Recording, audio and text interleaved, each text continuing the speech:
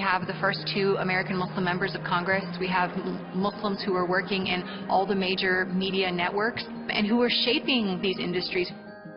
The Muslim community has been underrepresented in politics in general for a long time, and I think now is a little bit of a turning point where we're sharing ideas and getting engaged civically in a way that we haven't successfully in the past.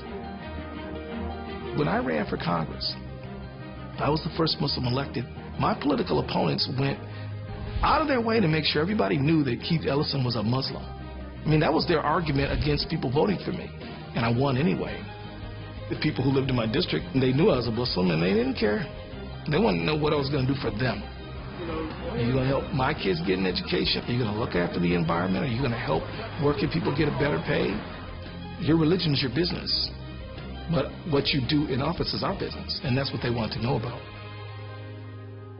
People have asked me for some time, is being a judge compatible with being a Muslim?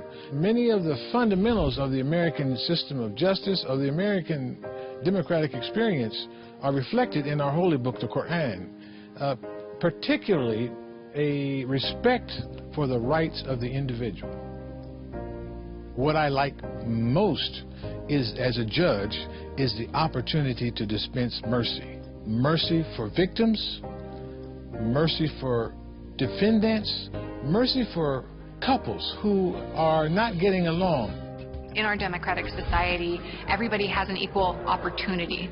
The truth is that we do coexist. It's not always easy, but the kinds of rich ethnic, cultural, racial, religious, political diversity that exists here is not just tolerated, it's embraced and it's valued. Yes, I've received discrimination as a member of Congress. I've had to put up with bigoted, unkind, unfair things. But if you have people doing good and being understanding and tolerant and inclusive, and you have people being bigoted and prejudiced, you know, which one are you going to choose? You know, my mother told me to water the flowers, not the weeds. So these people don't get on my nerves. I just keep on pushing through them. A lot of politicians legislate from personal experience, and when we are able to draw in a more diverse range of views, we're able to legislate in a way where everyone can benefit equally. Where I find my religion most alive these days is in serving others. It's in those moments when I can be doing the work of advocating and really living Islam. Last Ramadan, our taxi drivers got together for free rides as expressions of goodwill to people who need them. We do outreach in hospitals. We host Feed the Hungry programs, Feed the Elderly programs. So we're in Los Angeles, California, specifically in Koreatown, and we at the Islamic Center of Southern California. We're the only mosque that actually has a food bank in the LA County area. We do this every Saturday, and this is how, you know, we give back to the community. People that come here are primarily Korean, Hispanic. We have whites and blacks, but the majority of individuals are non-Muslim. We serve around 300 to 350 families, and they depend on the food bank every week. There is a certain amount of work that we must do as a neighborhood, as a Muslim community. It is incumbent on each of us to get going serving others.